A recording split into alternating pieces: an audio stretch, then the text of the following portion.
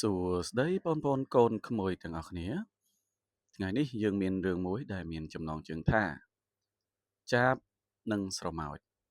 ឥឡូវនេះគឺយើងមានប្រូម៉ូសិនពិសេសសម្រាប់10អ្នកដំបូងទិញកំណត់សម្រាប់63000ថែម10 Pro Max និងម៉ូតូ Honda Big Soul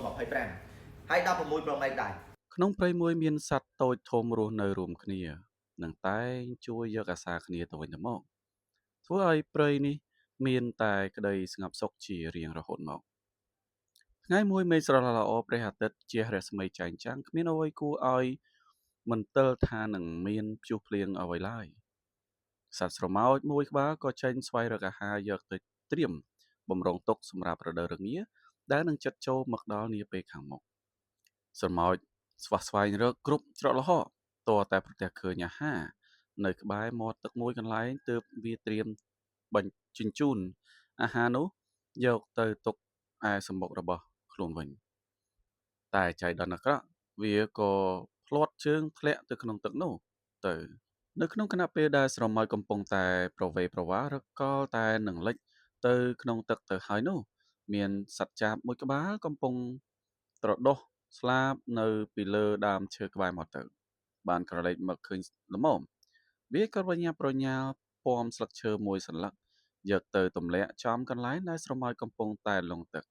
ទើបស្រមោចអាចរួចជីវិតដោយសារការជួយសង្គ្រោះរបស់សត្វចាបក្រោយពីហេតុការណ៍នោះបានកើតឡើង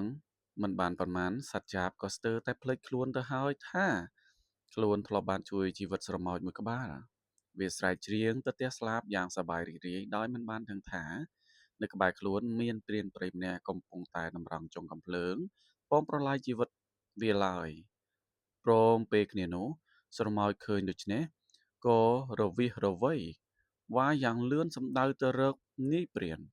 ហើយត្បូលចូលទៅក្នុងអាវរួចខំនាយព្រានយ៉ាងពេញទំហឹងបណ្ដាលឲ្យនាយព្រានឈឺយ៉ាងខ្លាំងក៏ភ្លាត់មាត់ស្រែកអាយយសម្រែករបស់នាយព្រានធ្វើឲ្យសត្វចាបដឹងថាខ្លួនកំពុងតែស្ថិតនៅក្នុងស្ថានភាពគ្រោះថ្នាក់ទើបវាប្រញាប់ហើរចេញពីទីនោះបានរួចជីវិតក្នុងគ្រានោះទៅធ្វើល្អបានល្អធ្វើល្អមិនចេះសាបសូន្យ